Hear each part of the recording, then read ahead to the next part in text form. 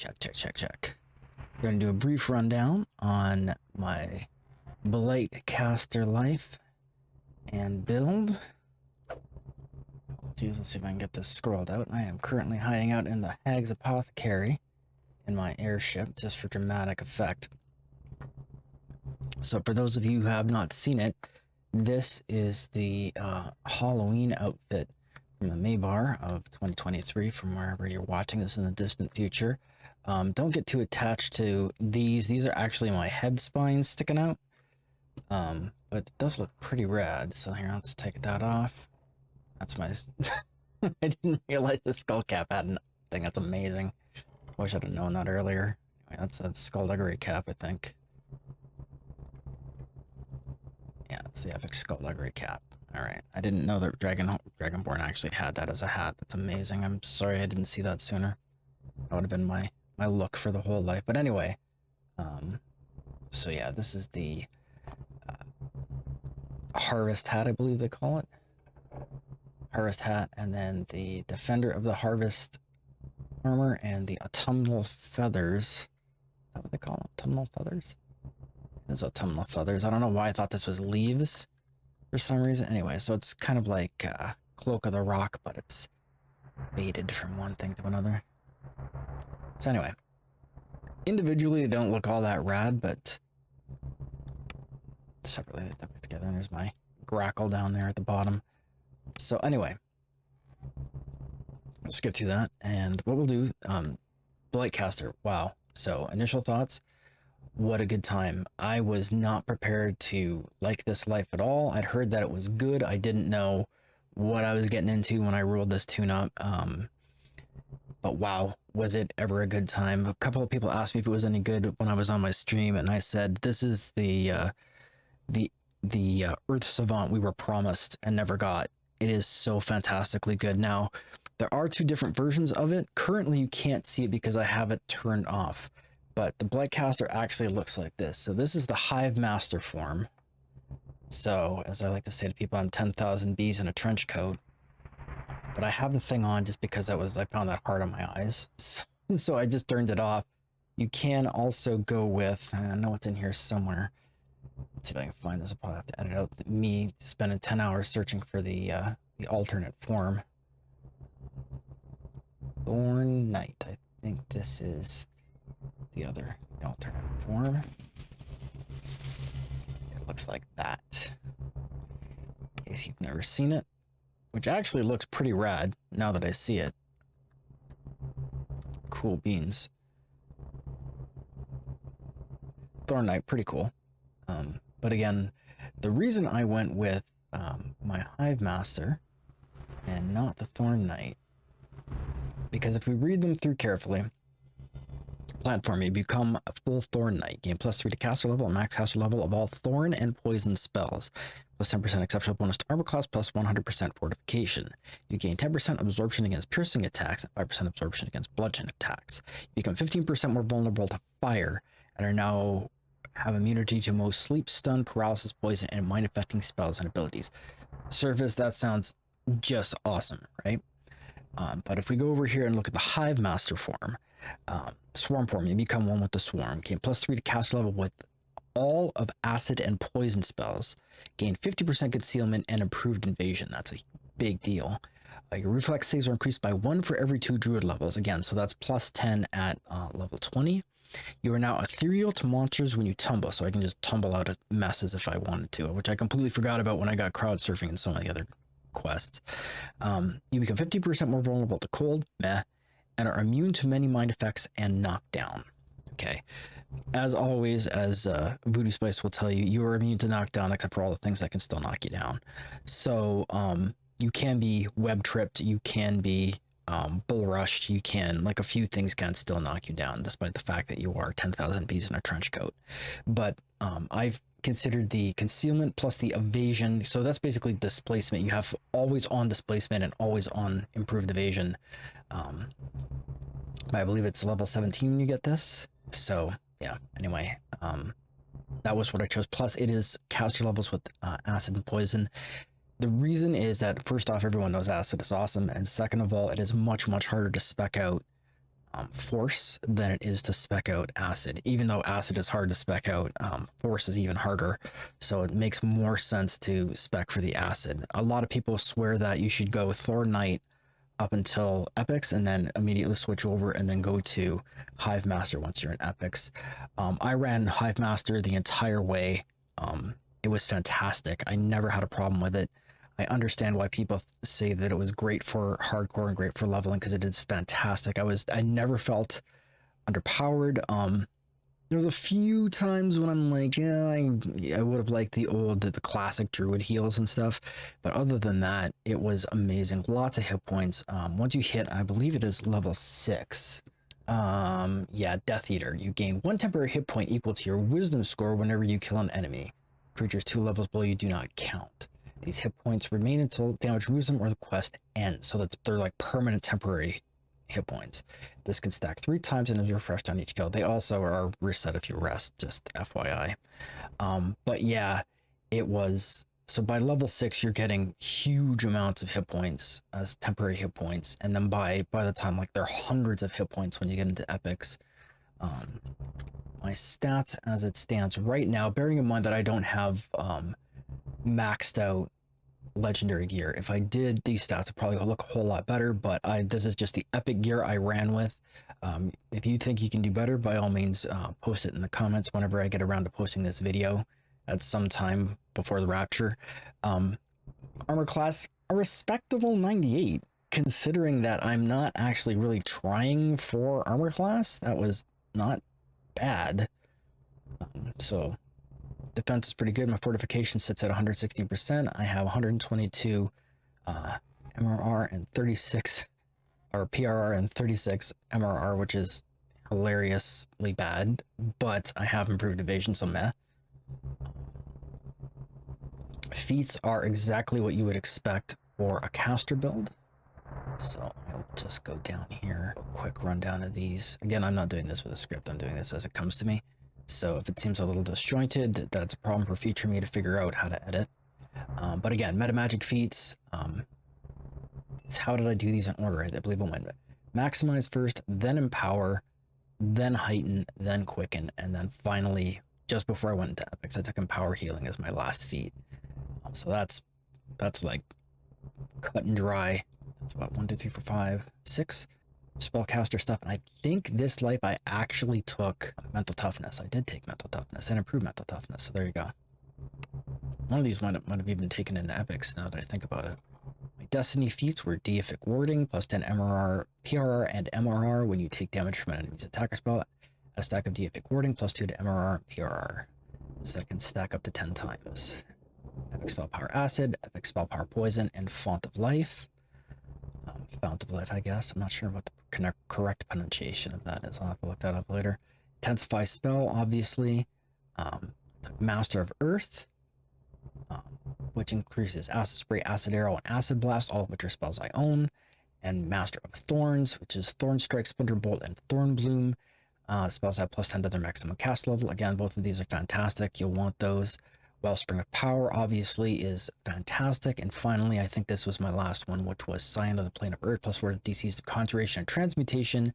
Spells plus 2 to the DCs of other spells, plus 20 PRR, plus 10 Acid and Poison spell power, plus 30% Universal spell power, plus 50% Acid and Poison spell crit damage, plus 10% Universal spell crit damage, plus 3 bonus imbue dice, which meant nothing to me, but it was good to have. What did I have on for my past life feats? I have Brace, Energy Criticals, Fast Healing always, and then Skill Mastery, which I always take on any build that's not melee, simply because skills are more valuable than the double strike. I did not, for the first time ever, on a caster build.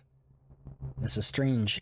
Normally I take the Arcane Initiate Wizard Past Life feat, but I found on this I didn't really need it, so I skipped it, and I didn't miss it. I'll be honest, I didn't miss it one little bit.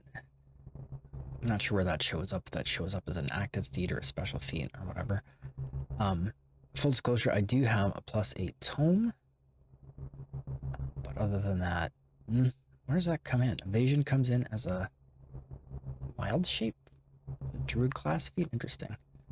So that's what that looks like. Again, not particularly, and I did take Black Dragon Ancestry just because that gives me my acid stuff. So how did I build this out? All right, so that's what all that looked like. So I believe I have 8 racial points. So I took the first tier hardy for +1 fortitude. I took 2 for this, and then plus the maximum hit points just so I could get up to here so I could take the dragon breath. So I took Black Dragon Breath, obviously. This was actually handier than I thought it would be, even though it's a charisma DC and I have nothing invested in charisma. It still worked pretty well for most of the game.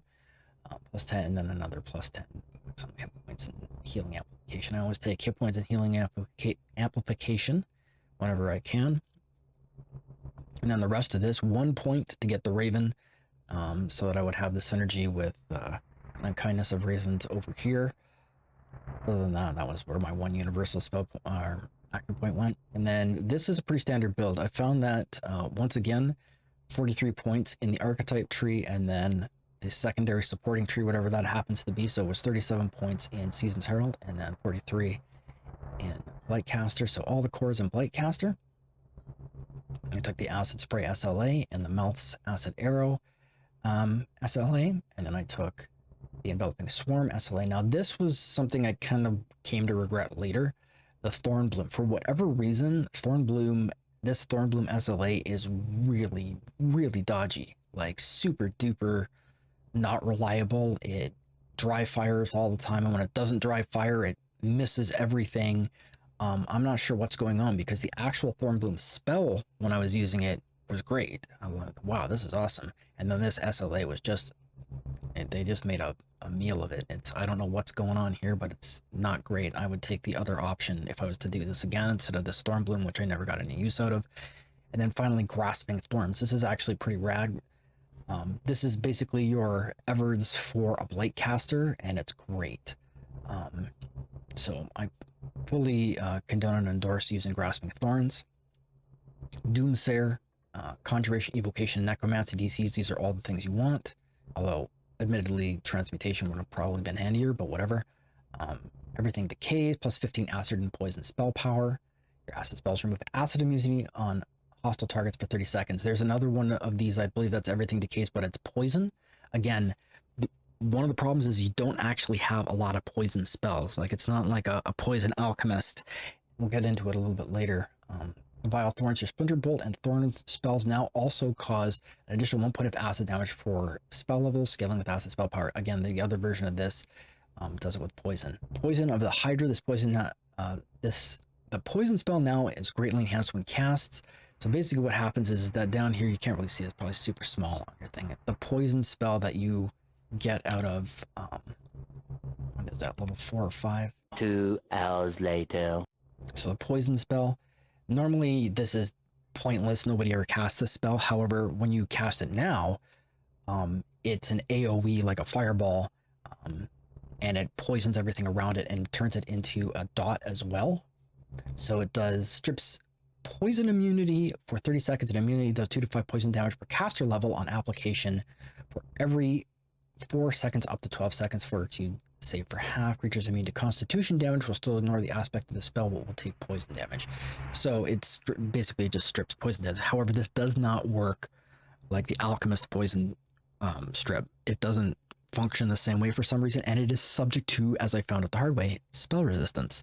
So you want to heighten this if at all possible and make sure your spell pen is up, because if you try to bounce it off of golems and stuff, you get the spell resistance flash and nothing happens. So whether that's working as intended or not, or whether it's just a spell resistance against the constitution damage and whatnot, I don't know, but I found that I had problems getting this to land on certain mobs. That being said, when it does land, definitely you want to make sure that you're using it as much as you can, because it actually does a lot of damage over time. Outbreak, your Contagion and Insidious Spore spells now also apply to enemies near your target. I never cast either Insidious Spores or Contagion. I never cast either of those spells, so academic. Defiled Growth, your Entangle, Spike Growth, and Grasping Thorn spells now cause D4 negative energy damage per spell level every 2 seconds. This is awesome, because what you will discover is that your Grasping Thorns spike growth, and entangle, all of which you would like never bother with otherwise, suddenly become amazing, not only crowd control but damage over time. You toss those up, turn the whole thing, I called it the weeds, get them stuck in the weeds, and then they suffer from the dank because you just throw it down, everything gets caught, and then they just get pounded with piercing negative acid damage, whatever it is they're applying here. Piercing damage every 2 seconds, piercing damage, so there's a lot of piercing damage. So I believe these, I've got some of these as SLAs somehow. Your entangle, spike growth, and grasping spawns. Yeah, so over here in Season Heralds. Anyway, so somewhere around here, I'm like 99% certain these are, maybe not. Oh, every rose has a thorn wall, thornkin, thorn under, blighted wolf shape. You gain 15 physical and magical resistance rating while sending an entangle, spike growth, or grasping thorn spells. When you cast a spike growth spell, it does double damage. There we go. So you want to take that as well. Even though I was never in thorn spell, just having the ability to do double damage while standing in it is just fantastic. So take that as well. And did one of these not give me the entangle? I could have sworn it did. Perhaps I was mistaken in that. I could have sworn I got it as an SLA, but I could have been, I might just be confusing it with my grasping thorns. Anyway, that's what I did over there. And of course, all the cores over here. I was always in Elder of Winter. Wellspring is fantastic because your entangle, spike growth, and grasping thorn spells can't be burned. Sunburst, I thought this would be useless, but I actually found some uses for it, especially because you get it as an SLE. You can use meta magic to hit the yin yang and it makes it useful. Storm of Vengeance, always awesome, even though you don't have really a lot of electric power on this particular build the way I did it. Still useful to just turn a boss fight into a personal hurricane and make everything a mess. Produce Flame, fantastic, has no saving throw, so, and it's an SLA, so you can empower the crap out of it. Just one of these into Beguile so that I can get up to the next level. All of the spell power boosts, so I at least have one action boost for the boss fights. Creeping Cold, again, fantastic as an SLA, and you can just slap that on everything you like. All the meta magics on it you like. I took all of the maximizes because when I finally got to epic levels, I took all the maximizes so I could turn maximize on permanently, and it cost me like nothing after this, which is not something I would normally do, but I'm starting to warm up to it as a concept for my caster builds. One point in the Heighten, just because I was trying to get up, I went all the way up. The Wax and Wane feats, because that's acid, cold, electric, earth, force, and physical, so that's basically everything I'm going to be using. Strength of the Solstice, +1 to the save DCs of evocation and transmutation spells, which is great. Most of the stuff you're going to be using is actually going to be an evocation. The second most common will be conjuration, and then lastly, your thorn spells are transmutation. So the hardest thing I found was getting transmutation DCs somewhere on this build. I wound up actually having to slot it as a what do you call it, augment, because I couldn't figure out another way to get it. There are ways to get it, but I found that the trade-off was not worth the investment. And then finally, Spring's Resurgence. Fill an ally with the energy of spring. When that ally fights below 50%, they and any allies around them are healed by 20d6 positive energy and receive a +2 prime bonus to attack rolls. I should have used this more than I did. Sadly, I forgot, and the one and only time I died in the entire epic thing was when I got caught crowd surfing with, you know, a bunch of champions and a Reaper, and that finally did me in. This probably would have saved me, but again, meh. Also, Autumn Winds, you can see that's what's actually swirling around me right now. Toggle to be shielded by the autumn winds. Under this effect, gain Featherfall, +3 dodge, and 10% chance to knock an enemy down any enemy who strikes you in melee. That's fantastic. I saw guys falling down all the time. That was great. And again, there was literally nothing else in the other trees. So that was the way that whole thing played out, and I found this was just fantastic. Again, having Creeping Doom as an SLA is just busted. Having your Earthquake do additional acid damage while it's knocking guys down is amazing. So like this whole thing was just fantastic. So let's have a quick look at my epic destinies. This is probably exactly as you would expect it to be. I apologize if it's small on your screen. Unyielding Sentinel, I always take this when I don't know what else to do. 1 point in Last Hope, get to Die Hard feat, and Divine Energy Resistance just because that's a convenience and a time saver. 30 points spent in Draconic Incarnation, so all the cores. Black Dragon, obviously. Draconic Perception, +6, Search Spot, and Reflex saving throws. This is purely for the reflex saving throws. 1 point in Dragon Hide just because I needed to get to the next tier. Black Dragon Breath, obviously you want this, so that's fantastic. That was a hard carry through most epics. I'm not sure, does it give me, yeah, highest of Int, Winter's, Wiz, Int, or Cha, so that was pretty cool. Put 3 points into Coalescence, you bypass the first 15 points of energy resistance, which is great. 2 points in Breath Weapon, which I think came at the very, very end. Scales of the Dragon, fantastic for more mitigation. Daunting Rourke, again, came at the very end. Pull from the Wellspring at the very end. Gaping Maw was the first thing I actually took here in this tier, which was does double damage for my Dragon Breath. And improved Epic Maximize. That came at the very end. And then over here, this is Primal Avatar. This was our, as you can see, went all the way to tier 5 in this. And this was the basic tree, so all the cores. Obviously, it starts out with Thorn nature because that's acid and poison. And then Carrion Swarm, which is fantastic. The only downside to this is it competes with a cooldown on your Black Dragon Breath, but whatever. Spider of the Deeps because acid and poison. Rejuvenation Cocoon because you're insane not to take it. 2 points to get a little bit more wisdom. Actually gave me wisdom, intelligence, charisma, so that's great. Thrive, obviously, your Epic Strike now has 30% chance to grant Thrive, which is a discount on your spell points. Shard Storm, this is fantastic. In addition to also giving you temporary spell points, it also has those Thorn Spears, which do poison and acid damage, which is fantastic. Mantle of Nature Thorn, obviously. So you're obviously going to take that and be riding in that the entire time. Magic of the Old World Transmutation, because I couldn't get transmutation DCs anywhere else. And then at its core, Thorn doubles the damage of Shard Storm. Shard Storm now grants you Shard Reflection for 12 seconds when used, giving 20% of your maximum hit points as temporary spell points. So this is why I really like Shard Storm. Evergreen, again, this is like so baller. Plus 100 maximum spell points. When you use your Mantle of Nature, your spells have a chance to grant you 100 temporary spell points for 60 seconds. This is so absurd how often this procs, because you're constantly casting spells. So like, often I would have this proc while I was buffing at the very beginning of a quest, and so all my buffs would basically be free, and then you start casting away, like, I don't know, by the end of this, what was my total spell point count? Almost 4,000, so 3,919 spell points, so 3,919 spell points, and I don't know that I ever got halfway on those, like, by the end of it. Improved Maximize 3, so I took Maximize here, and between the two and between the ones I took out of the Epic Tree, my Maximize is now effectively free. So once you've got all those on, you just turn Maximize on forever and forget about it. I think I might have actually even turned it on sooner than that. I wasn't sure, but I'd forgotten that I actually took it in the Epics. I just realized that now when I'm going through it. 1 point in Nature's Reach. This was at the very, very end, because I just had to put a point somewhere, so I spent it there.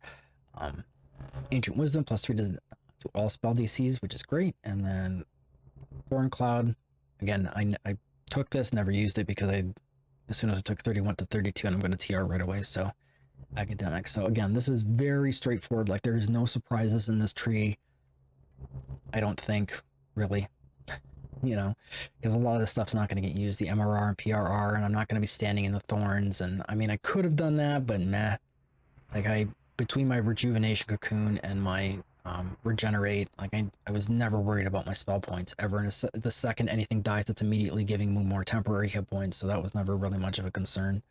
There's a few dodgy moments when I got low, but then you just kind of run away around a corner, throw down some webs and thorns to slow things down, and then just kind of wait for your Rejuvenation Cocoon and your Regenerate to kick in. I probably could have turned both. I think my obviously my Rejuvenation is empowered at all times, but I probably could have turned the power on forever, considering how much I actually needed to heal.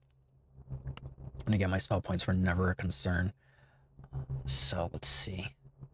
So the last thing I think we need to really go over it's just my equipment. This is what I had at the end. So Epic Skullduggery Cap, this actually comes out of Saltmarsh. So that's Wisdom 9, Necromancy 4, Insightful Nullification for my poison. Trap the Soul Guard. I saw a lot of soul gems lying around. And a Topaz and Necromancy, which I stuck in there just because I had it. And the that was all of my necromancy DCs, because I do have a few necromancy spells, not that I ever use them. Epic Anchor Chain, again, Salt Marsh, Ice Lore, Glaciation 111, Profane Life Force, Profane Spell Focus, so some more spell DCs. This is very good. Even though I have precious few actual cold spells, Creeping Cold, I think Creeping Cold, Greater Creeping Cold, Tsunami, maybe Quench, I think, in here. But it was very handy because, again, once you start slapping all the dots onto bosses and stuff, you will be very grateful that you have this. And again, this was the reason why I never went to the poison clasp, because people are saying, well, your transmutation DCs, just use the poison clasp. Yes, you could use the poison clasp. It's a great item. I've used it before. But to put on the poison class, then this whole thing breaks down into gear Tetris. You're robbing Peter to pay Paul every step of the way, and I just didn't want to do it. So it just became a nightmare. So that was what I chose, to just stick with this Symbol of the Slave Lords, because there really wasn't a better option to stick in this slot. So that's, I have it with the Master's Gift, Sapphire of Heavy Fortification, True Seeing, Insightful Constitution, Dusk, and Slave Lord's bonus, which doesn't matter.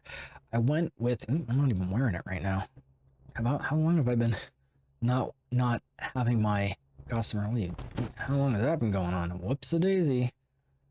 I don't know, explain a lot. Anyway, yeah, I didn't realize that was even going on. Because it's the same icon as the Mantle of Gentle Descent. So I assumed it was the same thing, and it was not. Anyway, so that's awkward. But anyway, I was using the Feywild Dreamer set. And you're like, well, why would you do that? Well, I'll explain why. Well, first off, the enchantment means nothing. Illusion means nothing. Spell resistance. Spell penetration, always nice. But the real thing is the Feywild Dreamer. So when you have 3 pieces equipped, you get plus 25 artifact bonus to Sonic Force, Light Alignment, which doesn't mean all that much, and Acid Spell Power. So at least 2 of those things are valuable to me, the Force and the Acid Spell Power. That is an artifact bonus, which stacks. Plus 5 artifact bonus to Sonic Force Light, same thing. So Acid and Force stacking bonus. Artifact bonus to Charisma doesn't matter. Artifact bonus to Spell DCs does matter, because that actually stacks at level 27. Or what I should have done at level 27, but I actually wore my Bronze Dragon Scale to the end because I just skipped by so much farming Maybar. So this is the Epic Belt of Thoughtful Remembrance, Death Block 7, 21% enhancement to negative absorption. In addition, you're immune to magical death effects. Constitution 11, Concentration 20, Resistance 11, Dodge 11, and a Sapphire of Natural Armor, because why not? And that is a fantastic item. If you can farm one of these out, I highly recommend you get this, because it's very difficult to get concentration, surprisingly. Constitution 11 and Resistance 11, those are all inflated over the old scores, but they've just left them on this item, which is great, so just do that instead. Epic Ethereal Ring, this is out of Saltmarsh, Ghostly, Speed 30, Dodge 9, Reflex 9, Topaz of Wizardry, because why not? Could I have put something else in the slot? Possibly, but this is as good as anything, so I might as well take it.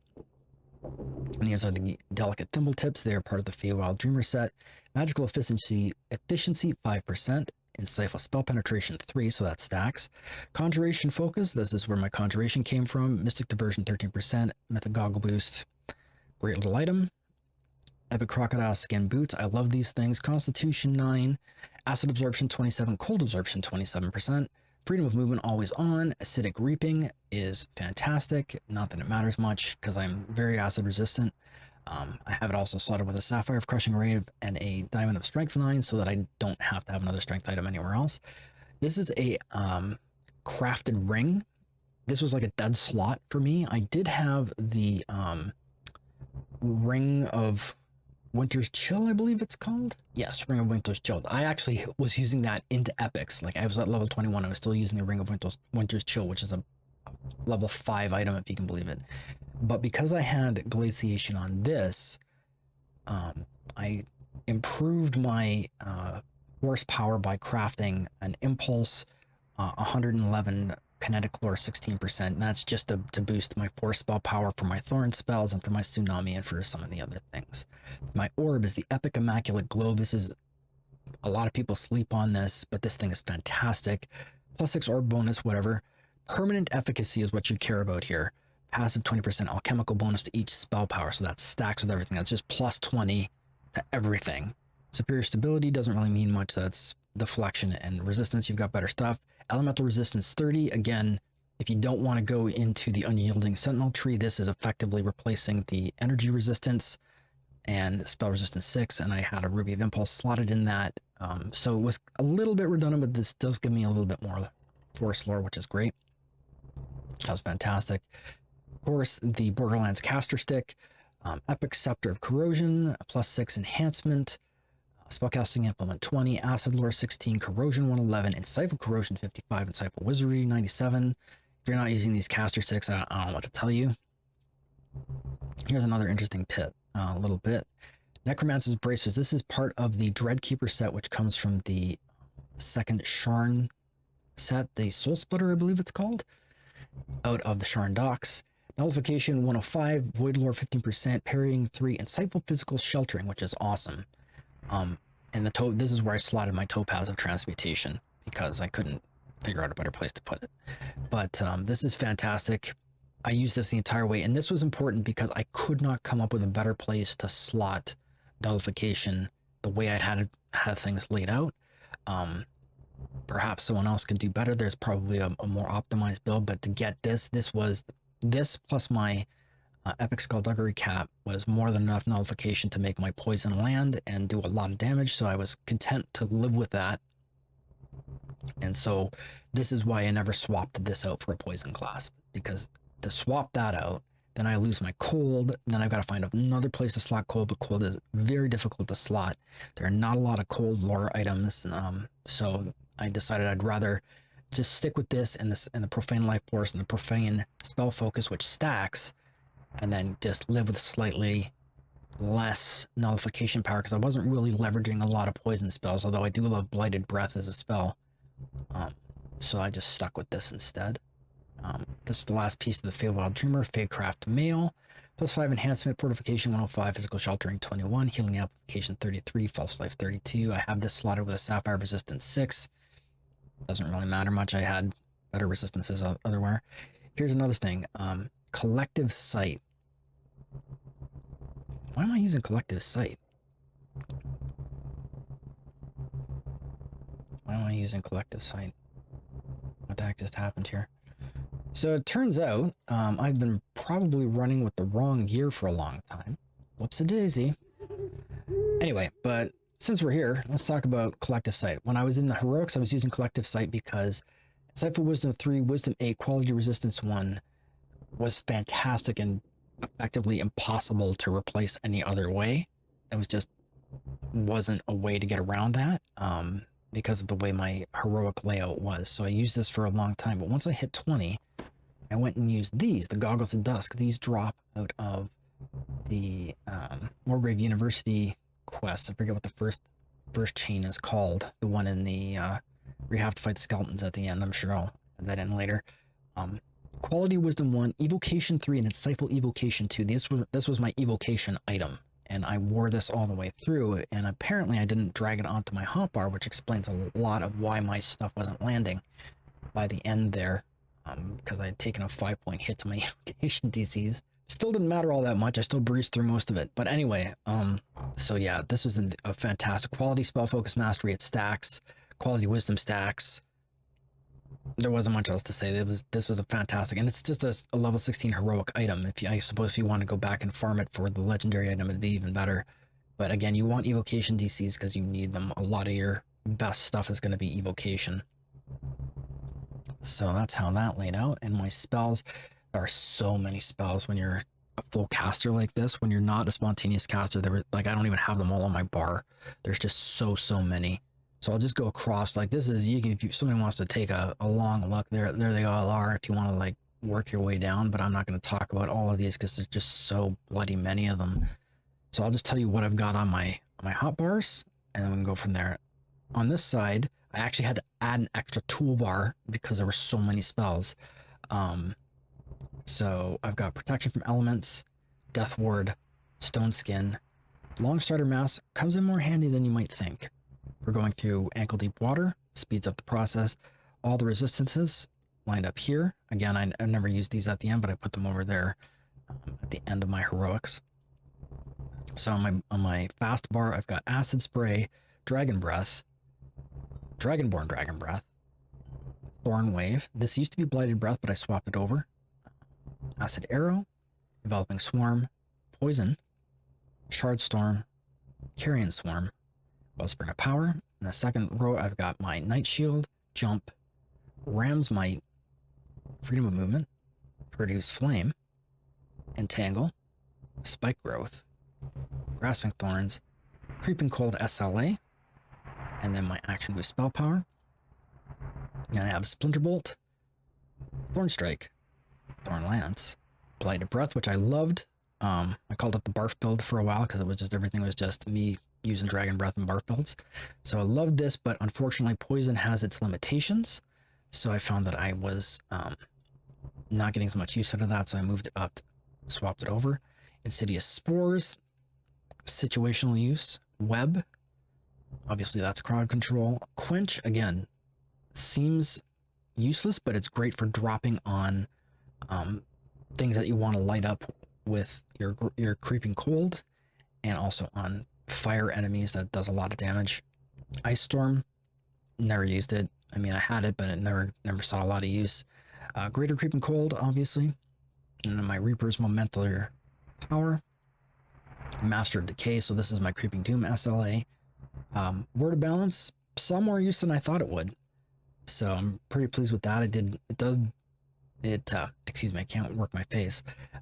It did drop like significantly more damage than I actually thought it would, than I thought it would. So I actually saw some pretty good situational use out of that. Acid Well is fantastic. I love this. Just blows guys up. It's fantastic. Acid Rain saw some situational use. Black Dragon Bolt, obviously that's your boss killing dot. And then you split that off with Rend the Soul, which is fantastic. Tsunami is awesome. Does a lot of damage and knocks guys down. That's great. And on Kindness of Ravens, this is the little thing you see with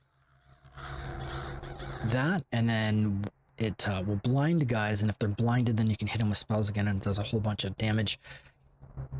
Honestly, it looks fun. It makes a neat noise, but like I didn't get a lot of use out of it, so use it if you like. It's fun for the memes, but honestly, I didn't get a lot of use out of it. I suppose I should have like led everything, but like it's got a massive cooldown on it, like a 40-second cooldown or something like that. Yeah, cooldown 1 minute. It's just absurd.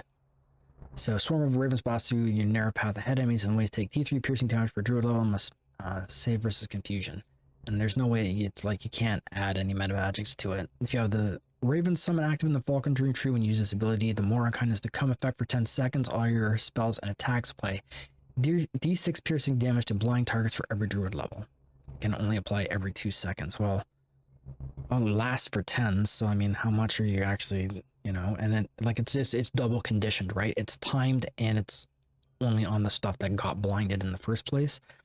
So I mean, whatever. Acid Blast, saw use out of that early on. It's pretty good.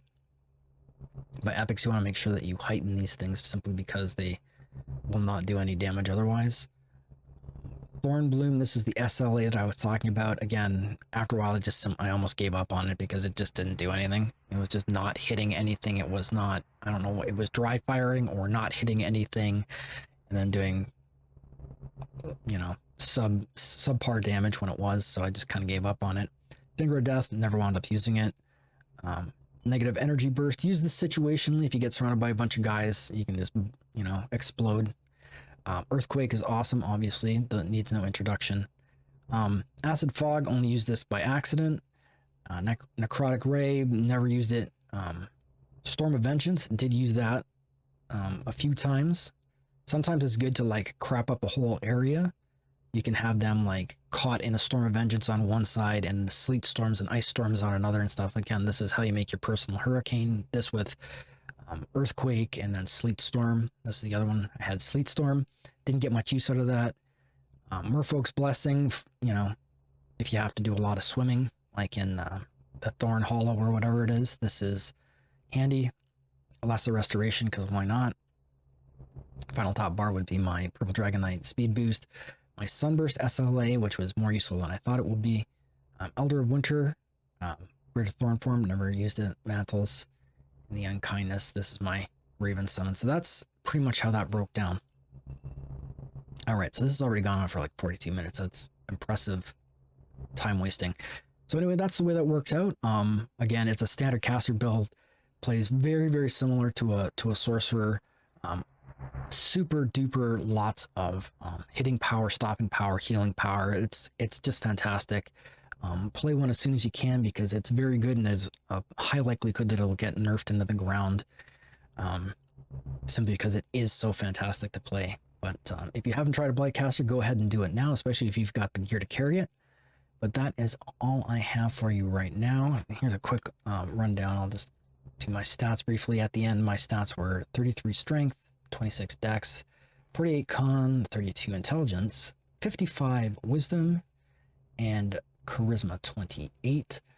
I could have gotten those stats up higher, but again, I'm not using any legendary gear right now because I knew I was never going to pull it out of the bank. So, you know, again, if you want to like try to build this out using all legendary kit, be my guest, but this is how I did it. So would recommend, and I am going to jump off now. I am going to clean my cache. I am going to TR, so I am ready to go again for tomorrow morning when I start my next life. And that is all I have for you today. So I hope to see you again. Twitch.tv/BeastGuitarGaming. If you've never been there, I hope to see you then. If not, take care.